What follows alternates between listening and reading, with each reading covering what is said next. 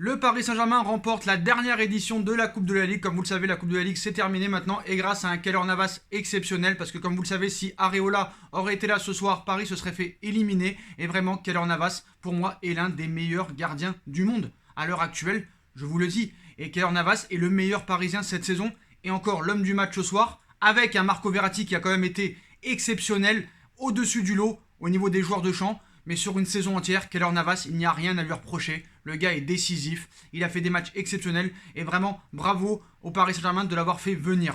Contrairement à Thomas Tuchel. Thomas Tuchel, encore ce soir, a montré l'incompréhension, l'incohérence, le nullissime, l'eschatologie du pipi caca boudin qu'il propose depuis qu'il est au Paris Saint-Germain. En tout cas, depuis 1 an et demi.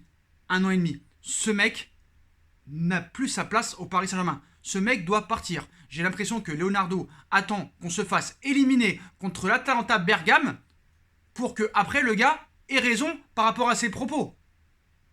Ce mec-là n'a plus rien à faire au Paris Saint-Germain. Thomas Tuchel est le pire coach de l'histoire du football moderne. Après Raymond Domenech. Voilà, moi je le dis. Si d'aventure Tuchel souhaite brouiller les pistes de son plan de jeu pour un petit peu mettre l'Atalanta Bergame en danger, je vois que ça. Parce que le mec, déjà dans sa composition d'équipe, c'est incompréhensible. C'est incompréhensible. Qu'est-ce qu'il veut montrer? Quel est son message? Tu ressors encore avec 3 blessés ce soir. Est-ce que ça travaille réellement à l'entraînement? Quels sont tes préparateurs physiques? Quels sont tes médecins? Depuis 2 ans, ça n'arrête pas. Quand tu vois Thiago Silva, Kurzawa, Icardi, on aurait cru une salle d'attente à l'hôpital. Que des straps de partout, ce n'est plus possible, ce n'est plus possible. Excusez-moi, il me fait bégayer, mais c'est incompréhensible. Voilà, franchement, quel risque tu prends si tu vires Tourelle après la Ligue des Champions? Victoire ou défaite? Ce mec-là ne peut pas rester au Paris Saint-Germain, la qualité de jeu est exécrable, et nullissime, il ne propose rien, soit dans ses choix, dans son jeu, il n'y a aucun fond de jeu. Donc, rien ne semble travailler à l'entraînement. Qu'est-ce qu'il fait à l'entraînement? Voilà. On ne change pas une équipe qui fait de la merde pour Thomas Tuchel. Quel est le plan de jeu réel de Thomas Tuchel? Mettez le ballon sur Neymar, c'est tout. Mettez le ballon sur Neymar. Le choix Kurzawa à droite est incompréhensible. On ne met pas un gaucher à droite, même si Kurzawa s'en est un petit peu sorti, mais il a été en difficulté les 20 premières minutes face à une équipe lyonnaise très solide, très disciplinée, et même entre Rudy Garcia et Thomas Tuchel, je suis désolé de le dire, il n'y a pas photo. Il n'y a pas photo. Tu es tombé contre une équipe qui, contrairement à Saint-Etienne, sans faire de faute, a su rester discipliné, bloc très bas, mais qui a eu quand même quelques occasions. Ça a couru. Il y a des jeunes joueurs dans cette équipe, avec un Denayer et un Marcelo, notamment très très bons, ainsi qu'un Lopez. Mais voilà, pas facile de trouver les mots à dire pour signifier Thomas Tuchel. Heureusement que tu as un Marco Verratti exceptionnel qui est au-dessus du lot. N'en déplaise à certains médias, notamment un que je ne citerai pas, mais Verratti ce soir a montré encore une aisance dans la récupération. C'est exceptionnel ce qu'il a fait, a montré dans toutes les écoles de football. Contrairement à Gueye, je vais parler d'Idrissa Gueye qui a été catastrophique, nullissime. Il a perdu tous ses ballons. Gueye, je sais pas ce qui se passe. Qu'est-ce qui se passe avec Idrissa Gueye? Alors Thomas Tuchel encore va nous sortir ses excuses. Ah, il fait très très chaud, ce soir ça a été lourd, ça a été dur dans les jambes, t'as pas joué depuis 4 mois, arrête tes mascarades, arrête tes salamalek. Remets-toi en question, avoue que tu t'es trompé dans la composition d'équipe. Idrissa Gueye, je suppose que là, maintenant, il n'y a plus rien à y faire. Là, je pense qu'il est sur la liste des transferts. Idrissa Gueye, je ne le reconnais plus. Je ne le suis plus. Idrissa Gueye, je ne le suis plus.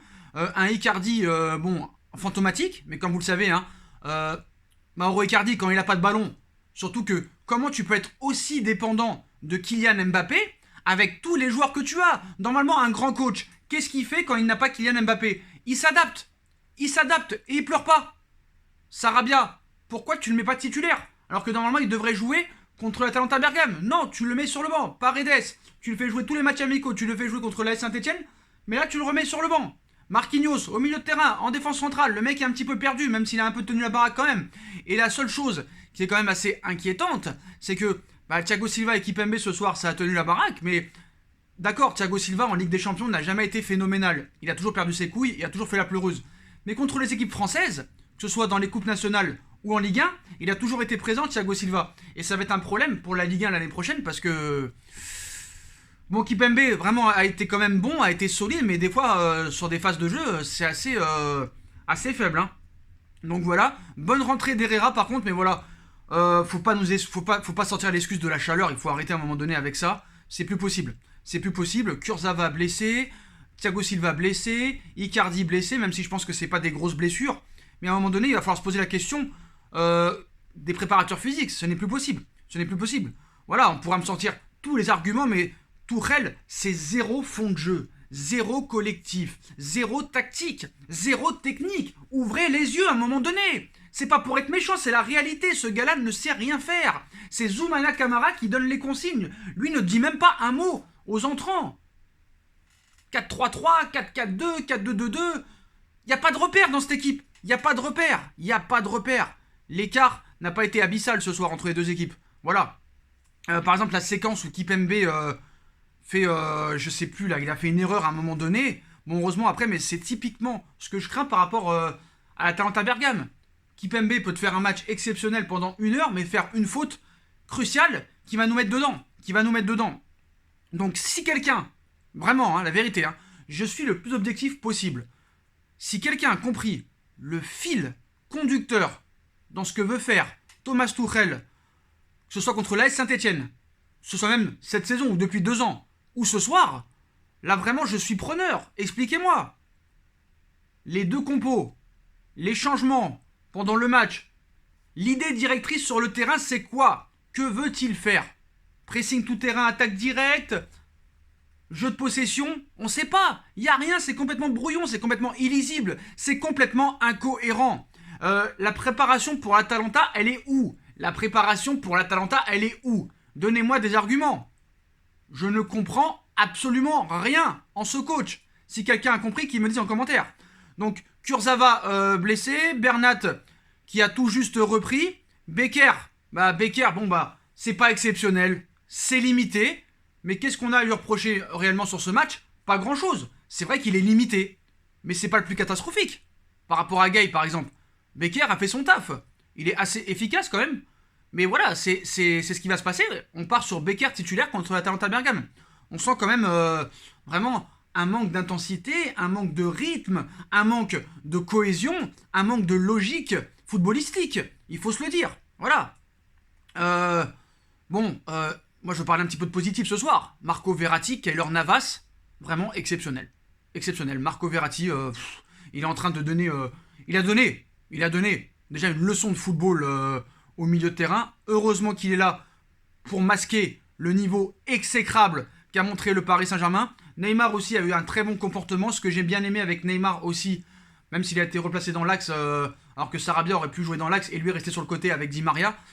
Neymar au moins tente des choses, essaye de faire quelque chose. Le mec se bat, on voit qu'il a pris des coups encore ce soir, mais il se relève assez vite. Il reste pas par terre pendant 1 heure à faire du cinéma comme avant. Ça c'est quand même un certain positif, s'il vous plaît, excusez-moi. Mais voilà, on peut avancer par exemple l'excuse de la reprise, l'excuse du Covid, je sais pas, l'excuse de l'intensité, ou pour justifier le néant collectif qu'a montré Paris et Thomas Tuchel ce soir. Zéro intention proposée par le manque, parce qu'il y a vraiment un manque de certitude dans ce coach. Le seul problème, c'est que le constat de Paris, le niveau de jeu de Paris, le constat de Tuchel, c'est pas d'aujourd'hui. Ça fait 2 ans que ça dure. Ça fait 2 ans que ça dure. Avec les joueurs que le Paris Saint-Germain a, il ne peut pas se permettre de pleurer parce que Mbappé n'est pas là. Non, non, non, non. Tu dois avoir un projet de jeu. Tu n'as pas de projet de jeu. Voilà. Alors après, j'ai été quand même agréablement surpris par l'intensité qu'il y a eu pendant la prolongation, parce que le match a été pourri. En prolongation, ça a vraiment été un petit peu mieux, mais vraiment un petit peu mieux. Mais voilà, ce match n'a vraiment pas été appréciable. Et tant que ce coach, tant que ce staff médical sera là, on continuera à jouer comme ça, on continuera à avoir des blessés. Moi, je suis très négatif contre l'Atalanta Bergame, même si Ilicic, apparemment, d'après Di Marzio, est forfait, c'est officiel, mais voilà. Il n'y a rien à en dire. Il n'y a rien à en dire, c'est une catastrophe. Voilà, c'est très compliqué. Il n'y a pas de niveau de jeu, il y a trop de blessés, il n'y a pas de base. Ce soir, tu n'as pas de but, tu as très peu d'occasions, tu n'as pas de cohérence tactique, alors qu'il y a des échéances importantes qu'il y a. Je peux comprendre qu'il n'y a que 5000 personnes dans le stade, que ça peut être catastrophique aussi pour eux, mais voilà, il n'y a rien. Il n'y a rien. Voilà. J'ai voulu voir un petit peu de positif dans cette finale, mais voilà. C'est une honte ce match. Et c'est horrible. C'est horrible. Je ne sais pas combien de joueurs de centre t'as raté. Il n'y a pas de prise d'information au niveau des attaquants. Même Icardi ne fait pas d'efforts défensifs, malgré qu'il ait peu de ballons. Voilà. Physiquement, bon, certes, ça peut être dur pour certains, mais voilà. Faut prendre un petit peu l'information. Voilà, je sais pas. Tourelle, que ce soit. De toute façon, Tourelle, que ce soit dans ses choix comme dans le fond de jeu, c'est incompréhensible, c'est inquiétant, c'est illisible, c'est nullissime. C'est nullissime. Voilà, faut le dire la vérité, mais voilà. En tout cas, grâce à un Keylor Navas exceptionnel, un Verratti au-dessus du lot, il y a des médias qui nous ont expliqué que Marco Verratti devait être sur le banc. Très bonne entrée aussi de Ander Herrera. Et un bon petit match de Neymar aussi qui a montré que vraiment là il est à fond la caisse et que physiquement il est prêt. À part ces trois-là, je ne vois rien de positif dans cette équipe. Voilà les postos. Là, je vais aller sur Twitch parce que je suis très dégoûté. Je vais aller faire un live Twitch. Venez vous abonner les postos. Mais voilà, Paris remporte un titre. Mais au niveau du jeu, c'est catastrophique. Et j'ai très peur pour l'Atalanta Bergame. Dites-moi en commentaire ce que vous en pensez. Tchuss.